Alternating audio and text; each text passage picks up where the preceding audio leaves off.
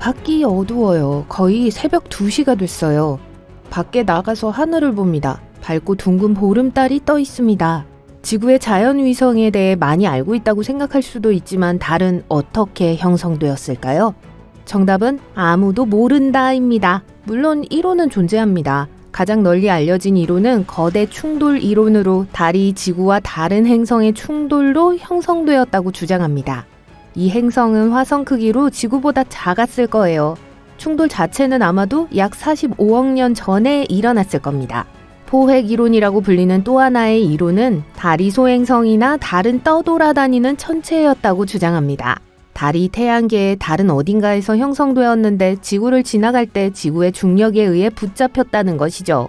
하지만 여기에 한 가지 문제가 있습니다. 지구와 달은 동위원소 및 화학적 유사성이 놀라울 정도로 비슷합니다.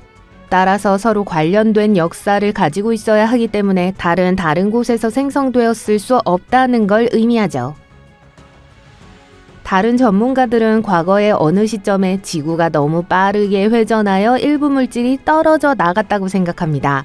그리고 곧 지구 궤도를 돌기 시작했고 이렇게 달이 하늘에 나타났다는 거죠. 하지만 여기에도 한 가지 문제가 있습니다. 이 경우 달에 있는 광물의 비율과 종류는 지구와 통일해야 합니다.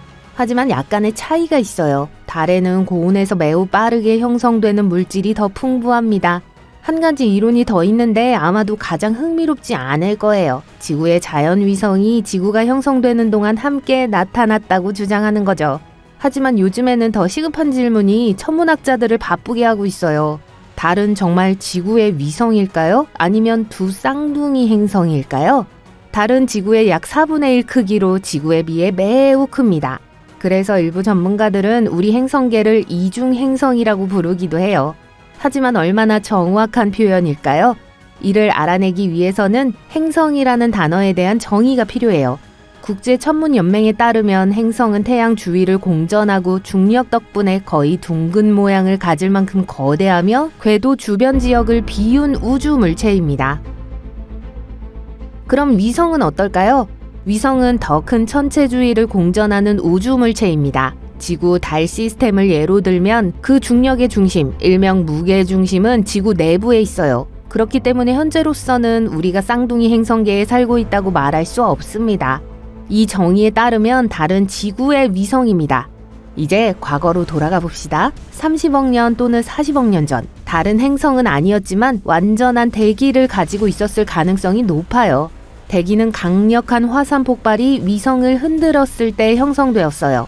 가스가 달 표면 전체에 퍼졌어요. 너무 빨리 일어났기 때문에 우주로 탈출할 시간이 충분하지 않았습니다. 당시 달 표면은 화산 현무암으로 가득 찬 분지로 덮여 있었어요. 거대한 마그마 기둥이 공중으로 치솟아 땅으로 떨어지고 용암이 흘러내리는 모습을 상상해보세요.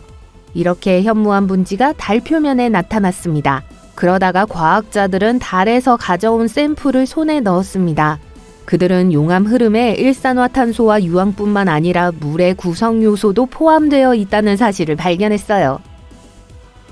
이 샘플 덕분에 연구원들은 상승하여 대기를 형성한 가스의 양을 계산할 수 있었습니다. 약 35억 년 전에 가장 두꺼워졌고 약 7천만 년 동안 존재했어요. 그러다가 펑! 대기는 우주에서 사라졌습니다. 하지만 가장 멋진 점은 달에 대기가 있었을 때 달이 지구의 3배에서 10배 더 가까웠다는 사실이에요. 한 컴퓨터 시뮬레이션에 따르면 달이 지금보다 최대 19배 더 가까웠을 수도 있다고 합니다. 달과 지구 사이의 거리는 3만 킬로미터가 될 수 있었지만 오늘날 달은 약 38만 6천 킬로미터 떨어져 있어요. 그래서 달이 하늘에서 훨씬 더 크게 보였을 겁니다. 안타깝게도 그 당시에는 공룡조차도 이 경치를 감상할 수 없었어요. 오늘날에는 달의 대기가 거의 존재하지 않습니다. 그래서 달은 운석으로부터 스스로를 보호할 수 없어요. 달 표면에는 분화구가 여기저기 흩어져 있습니다. 비교하자면 지구에는 약 190개의 충돌 분화구가 확인됐습니다. 다수는 초목에 숨겨져 있거나 물로 덮여 있습니다. 그러나 달의 분화구 수는 훨씬 더 많아요. 수백만 개죠. 그리고 그중 약 5천 개의 너비가 19km가 넘어요. 그리고 달은 지구보다 지진 활동이 적기 때문에 이러한 분화구와 기타 고대 지형은 수세기 동안 완벽한 상태를 유지했습니다. 달을 보면 밤하늘에서 가장 밝은 천체입니다. 하지만 실제로는 달의 반사율이 아스팔트보다 조금 더 높기 때문에 표면이 어두워요. 달의 중력이 지구의 조수를 일으켜 달에 가장 가까운 쪽과 위성에서 가장 먼 쪽의 바다가 모두 튀어나온다는 사실을 알고 계실 거예요. 그뿐만 아니라 달은 지구의 자전 속도도 느리게 합니다. 이 현상을 조석 제동이라고 해요. 이 현상은 지구의 하루 길이를 100년당 2밀리초 이상 증가시킵니다.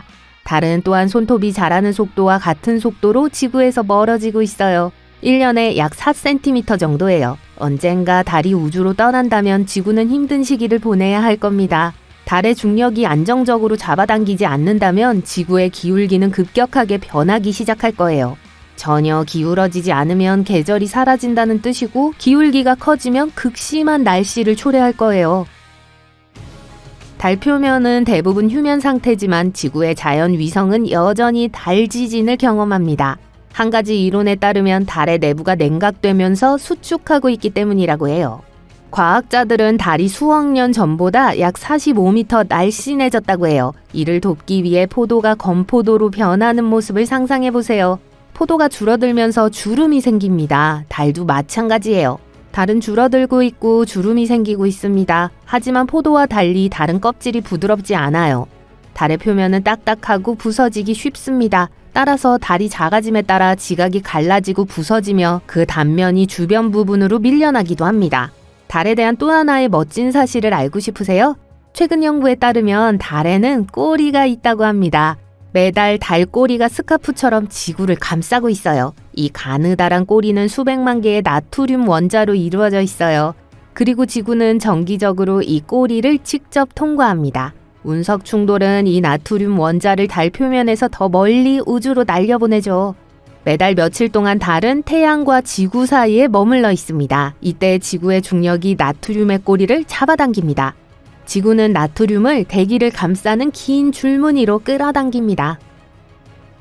달의 꼬리는 완전히 무해해요. 또한 사람의 눈에는 보이지 않으며 사람이 볼 수 있는 것보다 쉬운 배 더 어둡습니다. 하지만 드물게 고출력 망원경으로 하늘에서 희미한 노란색을 발견할 수 있어요. 꼬리는 보름달 지름의 5배에 달하는 반짝이는 점처럼 보입니다. 그리고 가장 흥미로운 사실은 2, 3년 전에 소행성이 지구 궤도로 끌어당겨져 지구 주위를 돌기 시작했다는 거예요. 자동차보다 크지는 않았지만 대단한 사건이었어요. 천문학자들이 알고 있는 100만 개가 넘는 소행성 중 지구 궤도를 돌고 있는 소행성은 이 소행성이 두 번째에 불과했거든요. 2020 CD3으로 불리는 이 소행성은 우리의 임시 미니 달이었어요. 하지만 지구에 오래 머물지는 못했습니다. 소행성은 무작위 궤도를 따라 천천히 멀어져 갔어요. 2020 CD3과 같은 일시적으로 포착된 천체는 매우 드뭅니다. 지구의 중력에 의해 포착되려면 특정 방향과 속도를 가져야 합니다. 그렇지 않으면 지구와 충돌하거나 다른 방향으로 날아가 버리죠.